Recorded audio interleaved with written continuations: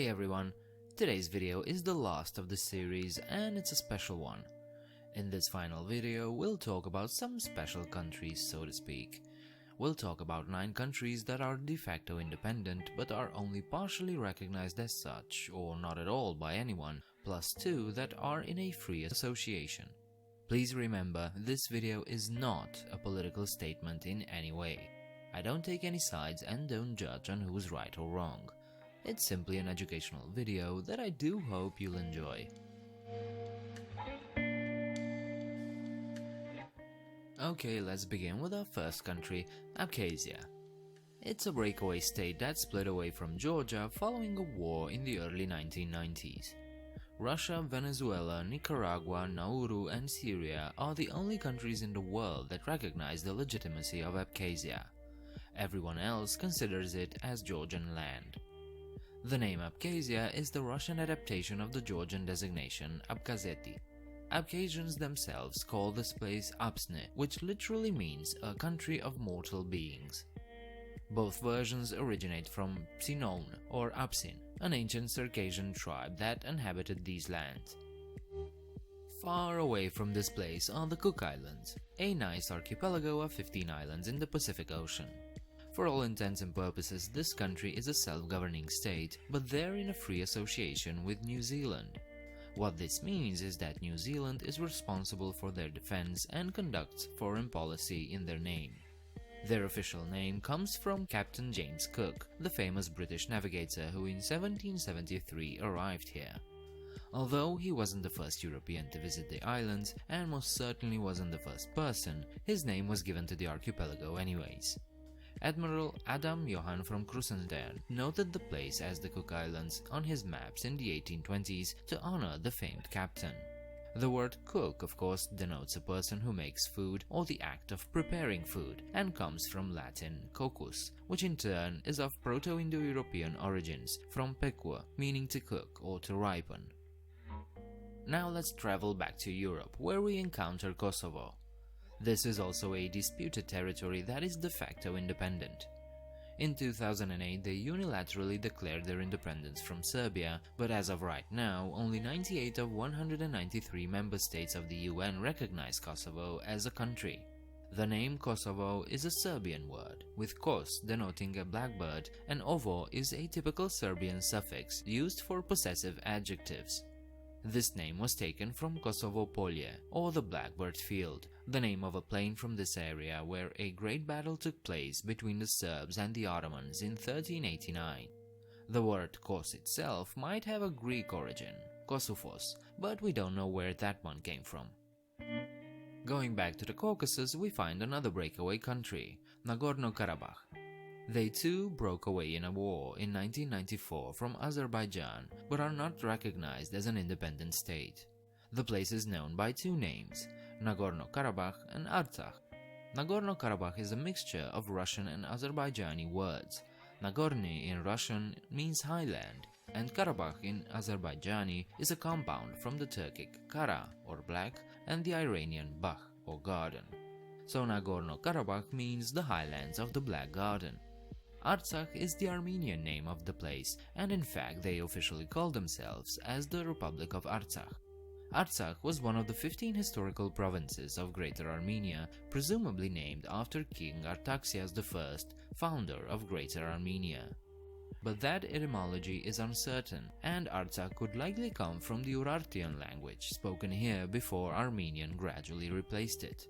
Artsakh appears in ancient texts under the form of Ardakh, Urdehe, or in Greek as Orhistene. Another country in a free association with New Zealand is tiny Niue. They too ceded their defense and foreign policy to New Zealand and are not fully independent. Their name is pretty easy to translate. Behold the coconut palm. Niue is a coconut in many Polynesian languages, coming from Proto-Malayo-Polynesian Nur. Is a vocative word, translated best as "oh" or "behold." Now let's take a look at Africa, specifically to the south of Morocco. Here lies Western Sahara, a disputed territory that is partially controlled by Morocco and the Sahrawi Arab Democratic Republic, a partially recognized country. This place has long been under Spanish rule until 1975, when Spain relinquished administrative control. After this, Morocco and Mauritania were supposed to control the territory, but the Polisario Front claimed the right for the Sahrawi people for self-determination.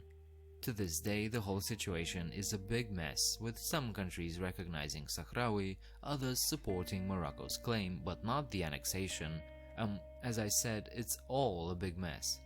The name Sahrawi is an Arabic one, meaning inhabitant of the desert, with Sahra meaning desert. The name Sahara, by the way, has the same etymology. Next on our list is another territory that broke away from Georgia, South Ossetia. This too broke away from Georgia through a war in 1991. Russia, Venezuela, Nicaragua, Nauru, and Syria are the only countries in the world to recognize South Ossetia as an independent country. The rest consider it as a part of Georgia. Ossetia is a Georgian word originating from Ossi, which is what Georgians call the Ossetian ethnic group, who, by the way, are an Iranian people. Ossi is based on the word As, an ancient self-designation of Aryans. This area is also known or designated as Alania, which is the dialectic form of the land of Aryans.